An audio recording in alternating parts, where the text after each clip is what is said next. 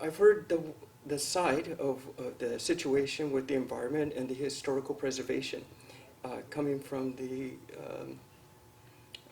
folks that's their interest of. And from there, the resolution was developed. I don't think we've heard enough side from how the military is really preserving those artifacts and the environment as well. My understanding from that is it's so much detailed that they are collecting these samples and they are putting it in proper place. And to be truthful, if we didn't have, for me, if we didn't have the military doing that for us, we would have never known a lot of those sites even existed. But there's also information that I received that there's 30 acres of land that they're going to take these seedlings from this dying tree. They're going to fence in the 30 acres. They're going to remove the wild boars, the wild deers. They're going to plant these seedlings and then also eventually bring back the kingfisher bird to be part of their habitat. And there's a 30-year contract to maintain this new park, if they call it that, free of the wild pigs and deers, and to allow these trees to flourish. So in 30 years, I can imagine if we had enough of these trees growing that I never knew existed in that forest there. But then we can plant it in front of schools, we can plant it down Marine Drive, wherever they feel it's good. We can help our ecosystem and everything like that.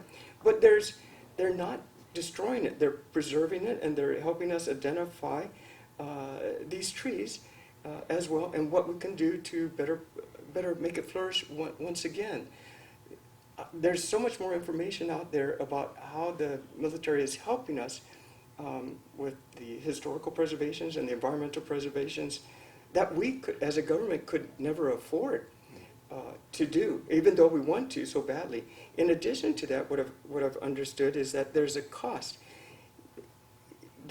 Every day that we stop this construction project is a contractual obligation that we're not fulfilling, and every day could cost, I'm sure it costs thousands and thousands of dollars. Let's say it's $7,000 or $10,000, for example, per day for that one contractor. But that contractor also has subcontractors that he's required to pay too. And these projects are all waiting on the timeline that they're supposed to complete.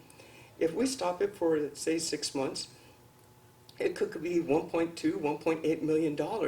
Who's going to pay for that? And what further delay did that put us for the other subcontractors? I'm just thinking of one in particular, right?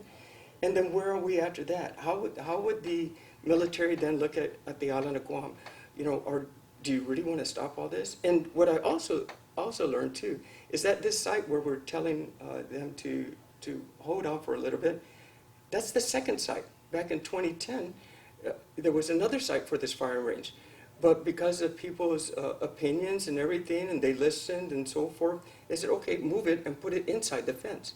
So this is the second time or site that we're having this firing range at. So if they want you to move it again, that's another environmental impact study. That's another delay.